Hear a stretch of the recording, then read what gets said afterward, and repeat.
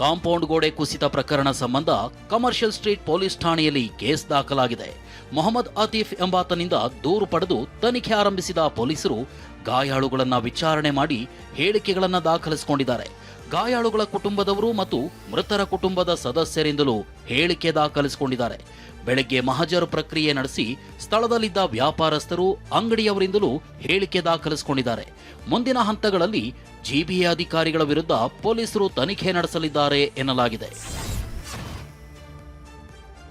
Bowring ಆಸ್ಪತ್ರೆ ಬಳಿ compound ಕುಸಿದ ಪ್ರಕರಣವನ್ನ ಲೋಕಾಯುಕ್ತ ಗಂಭೀರವಾಗಿ ಪರಿಗಣಿಸಿದೆ. ಘಟನೆಗೆ ಸಂಬಂಧಿಸಿದಂತೆ ವರದಿ ನೀಡುವಂತೆ ವೈದ್ಯಕೀಯ ಶಿಕ್ಷಣ ಇಲಾಖೆಗೆ ಲೋಕಾಯುಕ್ತ ಸೂಚನೆ ನೀಡಿದೆ.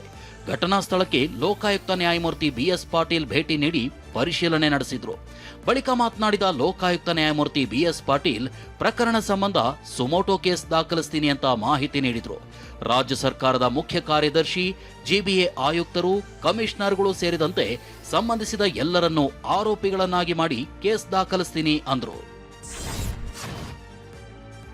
ವೈದ್ಯಕೀಯ ಶಿಕ್ಷಣ ಸಚಿವ ಶರಣಪ್ರಕಾಶ್ ಪಾಟೀಲ್ ಹಾಗೂ ವೈದ್ಯಕೀಯ ಶಿಕ್ಷಣ ಇಲಾಖೆ ಅಪರ ಮುಖ್ಯ ಕಾರ್ಯದರ್ಶಿ ಮೊಹಮ್ಮದ್ ಮೊಹಸೀನ್ ಸ್ಥಳಕ್ಕೆ ಭೇಟಿ ನೀಡಿ ಪರಿಶೀಲನೆ ನಡೆಸಿದ್ರು. ಬೌರಿಂಗ್ ಆಸ್ಪತ್ರೆಯ ಕಾಂಪೌಂಡ್ ಕುಸಿತ ಪ್ರಕರಣ ಬಳಿಕ ನಗರದ ಎಲ್ಲಾ ಸರ್ಕಾರಿ ಆಸ್ಪತ್ರೆಗಳ ಪರಿಶೀಲನೆಗೆ ಆದೇಶ ನೀಡಲಾಗಿದೆ. Bowring, Victoria, K C general, C V Raman Nagar ಆಸ್ಪತ್ರೆ ಸೇರಿ ಎಲ್ಲಾ ಸರ್ಕಾರಿ ಆಸ್ಪತ್ರೆಗಳ ಕಾಂಪೌಂಡ್ ಸೇರಿ ಕಟ್ಟಡಗಳ ಗುಣಮಟ್ಟ ಪರೀಕ್ಷೆಗೆ ವೈದ್ಯಕೀಯ ಶಿಕ್ಷಣ ಸಚಿವ ಡಾಕ್ಟರ್ ಶರಣಪ್ರಕಾಶ್ ಪಾಟೀಲ್ ಆದೇಶಿಸಿದ್ದಾರೆ. 1 ವಾರದೊಳಗೆ ಎಲ್ಲಾ ಆಸ್ಪತ್ರೆಗಳ ವರದಿ ನೀಡುವಂತೆ ಸೂಚನೆ ನೀಡಿದ್ದಾರೆ. ಬೌರಿಂಗ್ ಆಸ್ಪತ್ರೆಯ ಕಾಂಪೌಂಡ್ ಕುಸಿದು 7 ಮಂದಿ ಸಾವನ್ನಪ್ಪಿದ ಸ್ಥಳಕ್ಕೆ ಸೋಕೋ ಟೀಂ ಭೇಟಿ ನೀಡಿ ಪರಿಶೀಲನೆ ನಡೆಸಿದ್ರು. ಸ್ಥಳ ಪರಿಶೀಲನೆ ವೇಳೆ ಜನದಟ್ಟಣೆ ನಿರ್ವಹಣೆಗಾಗಿ ಬ್ಯಾರಿಕೇಡ್ಗಳನ್ನು ಅಳವಡಿಸಲಾಗಿತ್ತು. ಪರಿಶೀಲನೆ ಆರಂಭಿಸಿದ ತಂಡ ಟೇಪ್ ಇಟ್ಟು ಗೋಡೆ ಅಳತೆ ಮಾಡಿದ್ರು. 80 ಅಡಿ ಉದ್ದ, 8 ಅಡಿ ಎತ್ತರದ ಗೋಡೆ ಅಳತೆ ಮಾಡಿ ದಾಖಲು ಮಾಡಿಕೊಂಡ್ರು. ಕುಸಿದ ಗೋಡೆಯ ಫೋಟೋಗಳನ್ನು ತೆಗೆದುಕೊಂಡ್ರು. ಬೌರಿಂಗ್ ಆಸ್ಪತ್ರೆ ಗೋಡೆ ಕುಸಿತಕ್ಕೆ ಅಧಿಕಾರಿಗಳ ನಿರ್ಲಕ್ಷ್ಯ ಕಾರಣವಾಯ್ತಾ ಅನ್ನೋ ಪ್ರಶ್ನೆ ಮೂಡಿದೆ.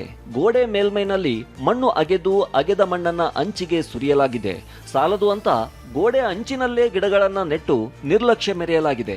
ಇದರಿಂದ ಆಸ್ಪತ್ರೆಯ ತಡೆಗೋಡೆ ಮೇಲೆ ಮಣ್ಣಿನ ಒತ್ತಡ ಬಿದ್ದಿದೆ. ನಿನ್ನೆ ಸುರಿದ ಆಲಿಕಲ್ಲು ಸಹಿತ ಗಾಳಿ ಮಳೆಯಿಂದ ಮತ್ತಷ್ಟು ಒತ್ತಡ ಹೆಚ್ಚಾಗಿದೆ. ಇಳಿಜಾರಿನಲ್ಲಿ ಮಳೆ ನೀರು ಸಂಗ್ರಹಗೊಂಡು ಗೋಡೆ ದುರ್ಬಲಗೊಂಡು ಕುಸಿದಿರುವ ಸಾಧ್ಯತೆ ಇದೆ. ಗಮನಿಸಬಹುದು ನೀರಿನ ಕೊರಕಲು ಹೇಗಿದೆ ಅಂತೇಳಿ. ಯಾಕಂದ್ರೆ ಮೇಲ್ಭಾಗದಿಂದ ಹರಿದಂತ ನೀರು ಹೊಸದಾಗಿ ಮೇಲ್ಗಡೆ ಮಣ್ಣನ್ನ ತುಂಬಲಾಗಿತ್ತು ಮತ್ತು ಆ ಕೊರಕಲು ಏನಿದೆ ಅದು ಕಾಂಪೌಂಡ್ ನ ಅಡಿಯ ಫೌಂಡೇಶನ್ ವರೆಗೂ ತಲುಪಿದೆ. ಸೊ ಹಾಗಾಗಿ ಆ ಒಂದು ಒತ್ತಡ ಆ ತಡೆಗೋಡೆ ತಡೆದುಕೊಂಡಿಲ್ಲ. ಬೌರಿಂಗ್ ಆಸ್ಪತ್ರೆ ಗೋಡೆಯ ಉಳಿದ ಭಾಗದಲ್ಲೂ ಬಿರುಕು ಕಾಣಿಸಿಕೊಂಡಿದೆ. ಯಾವುದೇ ಕ್ಷಣದಲ್ಲಿ ಉಳಿದ ಭಾಗವು ಬೀಳುವ ಸಾಧ್ಯತೆ ಇದೆ. ಬೆಂಗಳೂರಲ್ಲಿ ಮಳೆಯಿಂದ ಅವಾಂತರ ಹಿನ್ನೆಲೆ ಸಿಎಂ ಸಿದ್ದರಾಮಯ್ಯ ಜಿಬಿಎ ಅಧಿಕಾರಿಗಳ ಸಭೆ ನಡೆಸಿದರು. ಸಭೆಯಲ್ಲಿ ಬೌರಿಂಗ್ ಆಸ್ಪತ್ರೆ ಮುಖ್ಯಸ್ಥರನ್ನ ತರಾಟೆ ತೆಗೆದುಕೊಂಡ ಸಿಎಂ ನೋಟಿಸ್ ನೀಡುವಂತೆ ಸೂಚಿಸಿದ್ರು. ಕಾಮಗಾರಿ ವೇಳೆ ಕಾಂಪೌಂಡ್ಗೆ ಹಾನಿಯಾಗುತ್ತೆ ಅಂತ ತಿಳಿದಿದ್ರು ಕಾಂಪೌಂಡ್ ಪಕ್ಕದಲ್ಲಿ ಮಣ್ಣು ಸುರಿದಿದ್ದು ಯಾಕೆ ಅಂತ ಸಿಎಂ ಪ್ರಶ್ನೆ ಮಾಡಿದ್ರು. ಕಾಮಗಾರಿಗೆ ಸಂಬಂಧಿಸಿದ EE ಅಮಾನತುಗೊಳಿಸುವಂತೆ ಸೂಚನೆ ನೀಡಿದ್ರು. ರಸ್ತೆ ಗುಂಡಿಗಳನ್ನ ಮುಚ್ಚಲು ಕೂಡಲೇ ಕ್ರಮ ಕೈಗೊಳ್ಳುವಂತೆ ಜಿಬಿಎ ಆಯುಕ್ತರಿಗೆ ಸೂಚನೆ ನೀಡಿದ್ರು. ಒಣಗಿರುವ ಮರಗಳು, ರೆಂಬೆ ಕೊಂಬೆಗಳನ್ನ ತೆರವುಗೊಳಿಸಿ ರಾಜ್ಯ ಕಾಲುವೆಗಳಲ್ಲಿ ಹೂಳೆತ್ತಿ ಪ್ರವಾಹ ಪರಿಸ್ಥಿತಿ ಉಂಟಾಗದಂತೆ ನೋಡಿಕೊಳ್ಳಿ. ಜನ ಅಂಡರ್ ಪಾಸ್ ಬಳಸದಂತೆ ಬ್ಯಾರಿಕೇಡ್ ಹಾಕಿ ಅಂತ ಸೂಚನೆ ನೀಡಿದ್ರು. ಗೋಡೆ ಕುಸಿತ ಕೇಸ್ ಸಂಬಂಧ ಮಾತನಾಡಿದ ಡಿಸಿಎಂ ಡಿಕೆ ಶಿವಕುಮಾರ್, ಆ ರಸ್ತೆಯಲ್ಲಿ ಇನ್ಮುಂದೆ ಫುಟ್ಪಾತ್ನಲ್ಲಿ ಯಾರೂ ವ್ಯಾಪಾರ ಮಾಡುವಂತಿಲ್ಲ ಎಂದಿದ್ದಾರೆ. ಇನ್ನು ಹಾಳಾದ ಗೋಡೆಗಳನ್ನ ಗುರುತು ಮಾಡುವುದಕ್ಕೆ ತಿಳಿಸಿದ್ದೇನೆ ಎಂದಿದ್ದಾರೆ. ಆ ಪ್ರೆಷರ್ ತಡೆನಾತೆ ಅದು ಬಿದ್ದಿದೆ. ಆ ರೋಡಲ್ಲಿ ಕಂಪ್ಲೀಟ್ ಇನ್ನು ಯಾರನ್ನು ಕೂಡ ನೀವು ಕುಂಡಿಸಬಾರ್ದು ಅಂತ ನಾನು ನಿನ್ನೆ ರಾತ್ರಿ ನಿರ್ದೇಶನ ಕೊಟ್ಟಿದ್ದೇನೆ. ಅಂತ ಎಲ್ಲೆಲ್ಲಿ ಗೋಡೆಗಳಿದೆ ಎಲ್ಲ ಐಡೆಂಟಿಫೈ ಮಾಡಿ ಅಂತ ಹೇಳಿದೀವಿ.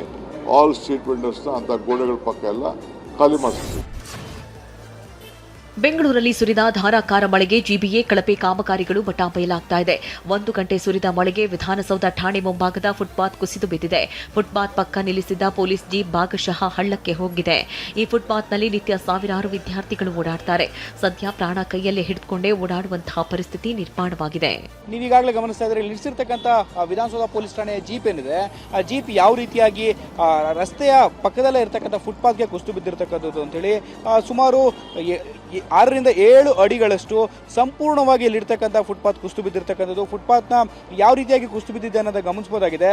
ಇಲ್ಲಿ ಪಾರ್ಕ್ ಮಾಡಿರ್ತಕ್ಕಂಥ ವೆಹಿಕಲ್ ಭಾಗಶಃ ಹಳ್ಳದ ಒಳಭಾಗಕ್ಕೆ ಬಿದ್ದಿರ್ತಕ್ಕಂಥದ್ದು. ಸಿಲಿಕಾನ್ ಸಿಟಿಯಲ್ಲಿ ಬುಧವಾರ ಸುರಿದ ಧಾರಾಕಾರ ಮಳೆ ಅವಾಂತರಗಳ ಸರಮಾಲೆಯನ್ನೇ ಸೃಷ್ಟಿಸಿದೆ. ಬಿನ್ನಿಪೇಟೆ ರಸ್ತೆಯಲ್ಲಿರುವ 80 ಮೀಟರ್ನಷ್ಟು ಉದ್ದದ ಮೈದಾನದ ಗೋಡೆ ಕುಸಿದು ಬಿದ್ದಿದೆ. ನೀರು ರಭಸವಾಗಿ ನುಗ್ಗಿದ ಹಿನ್ನೆಲೆ 6 ಅಡಿ ಎತ್ತರದ ಗೋಡೆ ನೆಲಸಮವಾಗಿದೆ. ಅದೃಷ್ಟವಶಾತ್ ಜನರ ಓಡಾಟ ಇಲ್ಲದ ಕಾರಣ ಯಾವುದೇ ಪ್ರಾಣಾಪಾಯ ಸಂಭವಿಸಿಲ್ಲ. ಇತ್ತ ಮಾಗಡಿ ರಸ್ತೆಯ ಲೂಲು ಮಾಲ್ ಸಮೀಪ ಇರುವ ರೈಲ್ವೆ ವಸತಿ ಗೃಹಗಳ ಬೃಹತ್ ಕಾಂಪೌಂಡ್ ಗೋಡೆ ಯಾವ ಕ್ಷಣದಲ್ಲಾದರೂ ಕುಸಿಯುವ ಸ್ಥಿತಿಯಲ್ಲಿದೆ. ಇದೇ ರಸ್ತೆಯಲ್ಲಿ ಓಡಾಡುವ ನೂರಾರು ಸಾರ್ವಜನಿಕರ ಜೀವಕ್ಕೆ ಕುತ್ತು ತರುವಂತಿದೆ. ಅಧಿಕಾರಿಗಳು ಮಾಹಿತಿ ಇದ್ರೂ ಕಣ್ಣಿದ್ದು ಕುರುಡರಂತೆ ವರ್ತಿಸುತ್ತಿರುವುದು ಸಾರ್ವಜನಿಕರ ಆಕ್ರೋಶಕ್ಕೆ ಕಾರಣವಾಗಿದೆ. ಬರೋಬ್ಬರಿ 25 ವರ್ಷಗಳ ಬಳಿಕ ರಾಜಧಾನಿಯಲ್ಲಿ ಏಪ್ರಿಲ್ ತಿಂಗಳ ಇತಿಹಾಸದಲ್ಲಿ ದಾಖಲೆ ಪ್ರಮಾಣದ ಮಳೆ ಸುರಿದಿದೆ. ಜಿಬಿಎ ನೀಡಿದ ಮಾಹಿತಿ ಪ್ರಕಾರ ಕಾಟನ್ಪೇಟೆ, ಬಿನ್ನಿಪೇಟೆ, ಸಂಪಂಗಿರಾಮನಗರ, ಶಿವಾಜಿನಗರ ಹಾಗೂ ಸುಭಾಷ್ ನಗರ ವಾರ್ಡ್ಗಳಲ್ಲಿ 92.0 ಮಿಲಿಮೀಟರ್ ದಾಖಲಾಗಿದೆ. ಬೆಂಗಳೂರು ಉತ್ತರ ನಗರ ಪಾಲಿಕೆಯ ಕೆಲವು ಪ್ರದೇಶಗಳಲ್ಲಿ ಕನಿಷ್ಠ 15 ಮಿಲಿಮೀಟರ್ ಮಳೆಯಾಗಿದೆ. ಗ್ರೇಟರ್ ಬೆಂಗಳೂರು ಪ್ರಾಧಿಕಾರ ವ್ಯಾಪ್ತಿಯಲ್ಲಿ ಒಟ್ಟು 226 ಮರಗಳು ಧರೆಗುರುಳಿವೆ ಹಾಗೂ 623 ಕೊಂಬೆಗಳು ಮುರಿದು ಬಿದ್ದಿವೆ. ನಗರದಾದ್ಯಂತ 62ಕ್ಕೂ ಹೆಚ್ಚು ಪ್ರದೇಶಗಳಲ್ಲಿ ರಸ್ತೆಗಳಲ್ಲಿ ನೀರು ನಿಂತಿರುವ ಕುರಿತು ಸಾರ್ವಜನಿಕರಿಂದ ಮಾಹಿತಿ ಸಿಕ್ಕಿದೆ. 3 ಕಡೆ ಗೋಡೆ ಕುಸಿತ, 105 ಕಡೆ ಮನೆಗಳಿಗೆ ನೀರು ನುಗ್ಗಿರುವುದು ಮತ್ತು 1 ಕಡೆ ಮೂಲಸೌಕರ್ಯ ಹಾನಿಯಾಗಿದೆ. ಮಳೆಯ ಪರಿಣಾಮ 186 ಕಡೆ ವಿದ್ಯುತ್ ಕಂಬಗಳು ಮತ್ತು 36 ಕಡೆ ಟ್ರಾನ್ಸ್ಫಾರ್ಮರ್ಗಳು ಹಾನಿಗೊಳಗಾಗಿ ವಿದ್ಯುತ್ ಸರಬರಾಜು ಅಸ್ತವ್ಯಸ್ತವಾಗಿದೆ. ರಾಜಾಜಿನಗರದ ಇಎಸ್ಐ ಆಸ್ಪತ್ರೆಯ ಎಂಟ್ರಿ ಗೇಟ್ ಬಳಿ ಮರದ ಕೊಂಬೆ ಬಿದ್ದು 2 ಆಟೋಗಳು ಸಂಪೂರ್ಣ ಚಕ್ಕಮಾಗಿವೆ. ಆಟೋ ಓಡಿಸಿ ಜೀವನ ಸಾಗಿಸ್ತಾ ಇದ್ದ ಇಂದ್ರೇಶ್ ಎಂಬಾತ ಇದೊಂದು ಆಟೋ ಕಳೆದುಕೊಂಡಿದ್ದು ಇಂದ್ರೇಶ್ ಸಹೋದರಿ ಕಂಗಾಲಾಗಿದ್ದಾರೆ. ನಮ್ಮ ಅಣ್ಣ ನಮ್ಮ ತಂದೆ ನೋಡಕ್ಕೆ ಅಂತ ಬಂದಿದ್ರು ಸರ್. ಅವಾಗ ಮಳೆ ಬರ್ತಾ ಇತ್ತಲ್ಲ, ಆಟೋ ನಿಲ್ಸಿ ಬಂದಿದ್ದೀವಿ, ಹೋಗಿ ನೋಡ್ತೀನಿ ಅಂತ ಬಂದರು ಸರ್. ಅವಾಗ ನೋಡಿದಾಗ ಇಷ್ಟು ಹಾನಿ ಆಗಿದೆ ಸರ್. ನಮ್ಮ ಹತ್ರನೂ ದುಡ್ಡಿಲ್ಲ ಸರ್, ಜೀವನ ಮಾಡೋದೇ ಕಷ್ಟ ಆಗಿದೆ. ನೋಡಕ್ ಬಂದು ಈ ಥರ ಆಯ್ತಲ್ಲ ಅಂತ ನಮ್ಗೆ ತುಂಬ ನೋವಾಗ್ತಾ ಇದೆ. ಕೊಂಬೆ ಬಿದ್ದ ಪರಿಣಾಮ ಇಎಸ್ಐ ಆಸ್ಪತ್ರೆ ಬೋರ್ಡ್ ಭಾಗಶಃ ಹಾನಿಯಾಗಿದೆ. i20 ಕಾರ್ ಮೇಲೆ ವಿದ್ಯುತ್ ಕಂಬದ ಜೊತೆ ಕೊಂಬೆ ಬಿದ್ದು ಪುಡಿಯಾಗಿದೆ. ಇನೋವಾ ಕಾರ್ ಮೇಲೂ ಕೊಂಬೆ ಬಿದ್ದಿದೆ. ಮರ ಬಿದ್ದು 14 ಗಂಟೆ ಕಳೆದರೂ ಮರ ತೆರವುಗೊಳಿಸದೇ ಇದ್ದಿದ್ದರಿಂದ ಸಾರ್ವಜನಿಕರು, ವಾಹನ ಸವಾರರು ಪರದಾಡಿದ್ದಾರೆ. ರಾಜಧಾನಿಯಲ್ಲಿ ಸುರಿದ ಮಹಾಮಳೆಗೆ ಶೇಷಾದ್ರಿಪುರಂ ಮುಖ್ಯ ರಸ್ತೆಯಲ್ಲಿ ಭಾರೀ ಅವಾಂತರ ಸೃಷ್ಟಿಯಾಗಿತ್ತು. ಬೃಹತ್ ಮರ ಬುಡ ಸಮೇತ ರಸ್ತೆಗೆ ಉರುಳಿ ಬಿದ್ದ ಪರಿಣಾಮ ಶೇಷಾದ್ರಿಪುರಂ ಮುಖ್ಯ ರಸ್ತೆಯ ಸಂಚಾರ ಸಂಪೂರ್ಣವಾಗಿ ಸ್ಥಗಿತಗೊಂಡಿತ್ತು. ನಡು ರಸ್ತೆಯಲ್ಲೇ ಮರ ಬಿದ್ದು ರಸ್ತೆ ಬ್ಲಾಕ್ ಆದರೂ ಜಿಬಿಎ ಸಿಬ್ಬಂದಿ ಸ್ಥಳಕ್ಕೆ ಬಾರದೆ ನಿರ್ಲಕ್ಷ್ಯ ತೋರಿದ್ದಾರೆ. ಇದರಿಂದ ವಾಹನ ಸವಾರರು ಮತ್ತು ಪಾದಚಾರಿಗಳು ಸಂಚರಿಸಲು ದಾರಿ ಇಲ್ಲದೆ ಪರದಾಡಿದ್ದಾರೆ.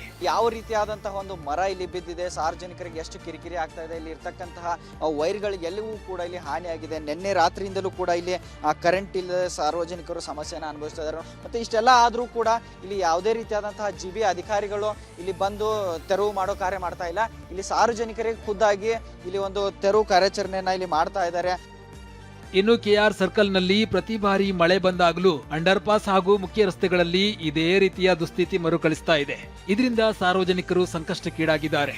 ಪ್ರತಿ ಬಾರಿ ಕೂಡ ಕೆಆರ್ ಸರ್ಕಲ್ ಅಲ್ಲಿ ನಾವು ನುಪ್ತುಂಗ ವಿಧಾನಸೌಧದಿಂದ ನುಪ್ತುಂಗ ರಸ್ತೆಗೆ ಸಂಪರ್ಕ ಮಾಡಬೇಕಂತ ಸಂದರ್ಭದಲ್ಲಿ ಈ ಅಂಡರ್ ಪಾಸ್ ಅನ್ನ ಹೆಚ್ಚಾಗಿ ಬಳಸ್ತೀವಿ.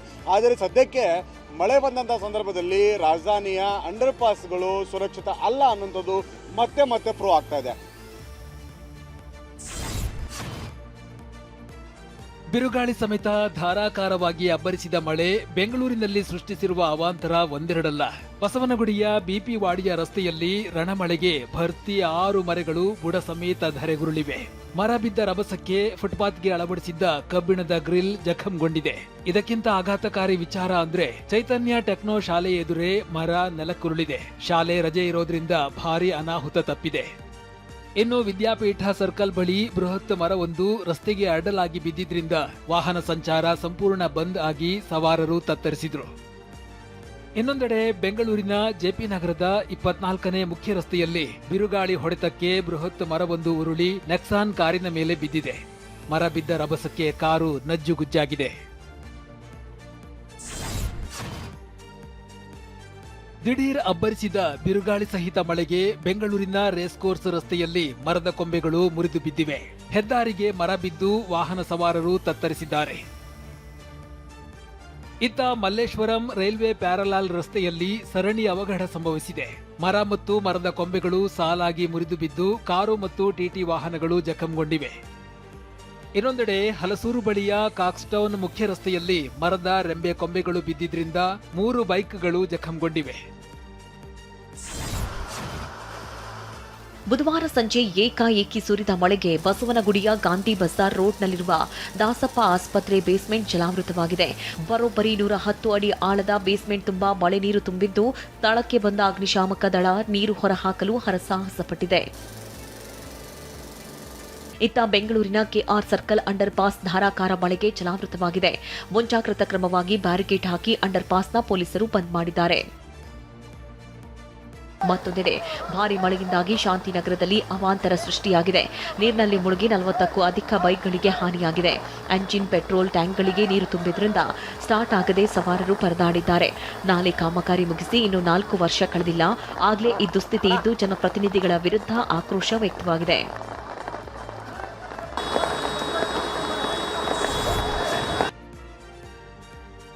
ಬೆಂಗಳೂರಿನ ಪ್ಯಾಲೇಸ್ ಗುಟ್ಟಹಳ್ಳಿಯಲ್ಲಿ ಮಳೆಯಿಂದ ಅವಾಂತರಕ್ಕೆ ರೈಲ್ವೆ ಪ್ಯಾರಲಲ್ ರಸ್ತೆ ಮೇಲೆಯೇ ಬೃಹತ್ ಮರ ಬಿದ್ದಿದೆ. ಈ ವೇಳೆ ರಸ್ತೆ ಬದಿ ನಿಲ್ಲಿಸಿದ್ದ ಕಾರು ಸಂಪೂರ್ಣ ಜಖಂಆಗಿದೆ. ಮತ್ತೊಂದೆಡೆ ಮೆಜೆಸ್ಟಿಕ್ ಬಳಿ ಬೃಹತ್ ಮರ ಬಿದ್ದು 3 ಕಾರು ಹಾನಿಗೊಳಗಾಗಿದೆ. ಇತ್ತ ರಾಜಾಜಿನಗರ ಒಂದರಲ್ಲೇ 70ಕ್ಕೂ ಹೆಚ್ಚು ಮರಗಳು ರಣಮಳೆ ಹೊಡೆತಕ್ಕೆ ಧರೆಗುರುಳಿವೆ. 4ನೇ ಬ್ಲಾಕ್ನಲ್ಲಿ ಬಿರುಗಾಳಿ ತೀವ್ರತೆಗೆ I-20 ಕಾರ್ ಮೇಲೆ ಕರೆಂಟ್ ಕಂಬ ಬಿದ್ದು ಮೇಲ್ಭಾಗ ಸಂಪೂರ್ಣ ನುಚ್ಚುಗುಚ್ಚಾಗಿದೆ. ಒಂದೇ ದಿನ ಅದರಲ್ಲೂ ಒಂದೇ ಗಂಟೆಯಲ್ಲಿ ಬರೋಬ್ಬರಿ 1 ತಿಂಗಳ ಮಳೆಯ 3 ಪಟ್ಟು ಮಳೆ ಅಂದ್ರೆ 111 ಮಿಲಿಮೀಟರ್ ಮಳೆ ಆರ್ಭಟಕ್ಕೆ ಇಡೀ ರಾಜಧಾನಿ ಜನ ದಂಗಾಗಿದ್ದಾರೆ. ಇತ್ತ ಚಾಮರಾಜಪೇಟೆಯ 4ನೇ ಮುಖ್ಯ ರಸ್ತೆಯಲ್ಲಿ ವಿದ್ಯುತ್ ಕಂಬದ ವೈರ್ಗಳ ಮೇಲೆ ಮರದ ಕೊಂಬೆಗಳು ಬಿದ್ದು ವಿದ್ಯುತ್ ಇಂಟರ್ನೆಟ್ ಎಲ್ಲ ಬಂದಾಗಿ ನಿವಾಸಿಗಳು ಪರದಾಡಿದ್ದಾರೆ. ಬೆಸ್ಕಾಂ ಸಿಬ್ಬಂದಿ ಸ್ಥಳಕ್ಕಾಗಮಿಸಿ ಮರ ವಿದ್ಯುತ್ ಕಂಬದ ತೆರವು ಕಾರ್ಯಾಚರಣೆ ನಡೆಸಿದ್ದಾರೆ. ಮತ್ತೊಂದೆಡೆ ಚಾಮರಾಜಪೇಟೆ 3ನೇ ಮುಖ್ಯ ರಸ್ತೆಯಲ್ಲಿ ವರ್ಣಾರ್ಭಟಕ್ಕೆ ವಿದ್ಯುತ್ ಕಂಬಗಳು ತುಂಡಾಗಿವೆ. 2 ಕಾರಿನ ಗಾಜುಗಳು ಛಿದ್ರವಾಗಿ ಸಂಪೂರ್ಣ ಜಖಂಆಗಿವೆ. ಮತ್ತೊಂದೆಡೆ ಕಬ್ಬನ್ ಪಾರ್ಕ್ನಲ್ಲಿ ಇತಿಹಾಸದಲ್ಲೇ 2ನೇ ಬಾರಿ 50 ವರ್ಷಗಳಿಗೂ ಹಳೆಯದಾದ ಮರಗಳು ಮಳೆಯಿಂದಾಗಿ ನೆಲಕ್ಕುರುಳಿವೆ. 15ಕ್ಕೂ ಹೆಚ್ಚು ಮರಗಳು ಧರೆಗುರುಳಿವೆ. ಬೆಂಗಳೂರಲ್ಲಿ ಬುಧವಾರ ಸಂಜೆ ಸುರಿದ ಭಾರೀ ಮಳೆಯ ಎಫೆಕ್ಟ್ ಸಿಎಂ ಸಿದ್ದರಾಮಯ್ಯ, ವಿಪಕ್ಷ ನಾಯಕ ಆರ್ ಅಶೋಕ್ ತಟ್ಟಿದೆ. ಸಿಎಂ ಕಾವೇರಿ ನಿವಾಸದ ಕಾಂಪೌಂಡ್ ಮೇಲೆ ಮರದ ಕೊಂಬೆಗಳು, ಗಾಲ್ಫ್ ಗ್ರೌಂಡ್ನ ಕಬ್ಬಿಣದ ವಾಲ್ ಬಿದ್ದಿದ್ವು. ಬಳಿಕ ಅಧಿಕಾರಿಗಳು ತೆರವುಗೊಳಿಸಿದ್ರು. ಇತ್ತ ಆರ್ ಅಶೋಕ್ ಅವರ ಜಯನಗರ ನಿವಾಸದ ಮೇಲೂ ತೆಂಗಿನ ಮರ ಬಿದ್ದಿತ್ತು. ಕುಮಾರ ಪಾರ್ಕ್ ಬಡಾವಣೆಯಲ್ಲೂ ಭಾರೀ ಗಾಳಿಗೆ ಮನೆಯ ಗೇಟ್ ಗ್ಲಾಸ್ ಪುಡಿಯಾಗಿದೆ. ವಿದ್ಯುತ್ ತಂತಿಗಳು ಕಟ್ ಆಗಿರೋದ್ರಿಂದ ನಿವಾಸಿಗಳು ಕರೆಂಟ್ ಇಲ್ಲದೆ ಪರದಾಡುತ್ತಿದ್ದು ಜಿಬಿಎ, ಬೆಸ್ಕಾಂ ಅಧಿಕಾರಿಗಳು ಕ್ಯಾರೆ ಅಂತಿಲ್ಲ ಅನ್ನೋ ಆರೋಪವೂ ಕೇಳಿಬಂದಿದೆ. ವಯಲಿಕಾವಲ್ನಲ್ಲಿ ಮರ ಬಿದ್ದು ಮನೆಗೋಡೆಯಲ್ಲಿ ಬಿರುಕು ಕಾಣಿಸಿಕೊಂಡಿದೆ. ಸಂಪಂಗಿರಾಮನಗರದಲ್ಲಿ ರಸ್ತೆಗೆ ಮರ ಬಿದ್ದು ವಾಹನ ಸಂಚಾರಕ್ಕೆ ಅಡ್ಡಿಯಾಗಿದೆ. ಜನರಿಗೆ ಸಮಸ್ಯೆ ಆಗ್ತಿದ್ರೂ ಮರ ತೆರವು ಮಾಡದೆ ಜಿಬಿಎ ಅಧಿಕಾರಿಗಳು ನಿರ್ಲಕ್ಷಿಸುತ್ತಿರುವ ಆರೋಪ ಕೇಳಿಬಂದಿದೆ. ಇನ್ನು ಮಲ್ಲೇಶ್ವರಂನ ಬಿಜೆಪಿ ರಾಜ್ಯ ಕಚೇರಿ ಬಳಿ ಬಿದ್ದ ಮರವನ್ನು ತೆರವುಗೊಳಿಸದೆ ಜಿಬಿಎ ಬೇಜವಾಬ್ದಾರಿ ಪ್ರದರ್ಶಿಸಿದೆ. ಬುಧವಾರ ಸಂಜೆ ಬೀಸಿದ ರಣಭಯಂಕರ ಗಾಳಿಗೆ ಪ್ರಸನ್ನ ಥಿಯೇಟರ್ ಮುಂಭಾಗದಲ್ಲಿ ಹಾಕಲಾಗಿದ್ದ 101 ಅಡಿ ಎತ್ತರದ ವಿಷ್ಣುವರ್ಧನ್ ಕಟೌಟ್ ನೆಲಕ್ಕುರುಳಿದೆ. ಸ್ಥಳಕ್ಕೆ ಜಿಬಿಎ ಅಧಿಕಾರಿಗಳು ಬಾರದ ಹಿನ್ನೆಲೆ ಪ್ರಸನ್ನ ಥಿಯೇಟರ್, ಜಿಟಿ ಮಾಲ್ ಸಿಬ್ಬಂದಿ, ಪೊಲೀಸರೇ ಸೇರಿ ಕಟೌಟ್ ಅನ್ನ ತೆರವುಗೊಳಿಸಿದ್ದಾರೆ. ಒಂದೇ ಒಂದು ಮಳೆಗೆ ಗಾರ್ಡನ್ ಸಿಟಿ ಅಂತ ಕರೆಸಿಕೊಳ್ತಾ ಇದ್ದ ಬೆಂಗಳೂರು ಗಾರ್ಬೇಜ್ ಸಿಟಿಯಾಗಿ ಬದಲಾಗಿದೆ. ರಸ್ತೆಗಳಲ್ಲಿ ಎತ್ತ ನೋಡಿದ್ರೂ ಕಸದ ರಾಶಿಯೇ ಕಾಣಸಿಗುತ್ತೆ. ಕೆಆರ್ ಮಾರ್ಕೆಟ್, ಮೆಟ್ರೋ ನಿಲ್ದಾಣದ ಬಳಿಯಂತೂ ಅಧ್ವಾನವೇ ಎದ್ದೋಗಿದೆ. ರಸ್ತೆಯೆಲ್ಲ ಕಸೆಯಲ್ಲಿ ಬಿದ್ದಿದ್ರೂ ಜಿಬಿಎ ಮಾತ್ರ ಸ್ವಚ್ಛತೆಗೆ ಮುಂದಾಗದೆ ನಿದ್ದೆಗೆ ಜಾರಿದೆ.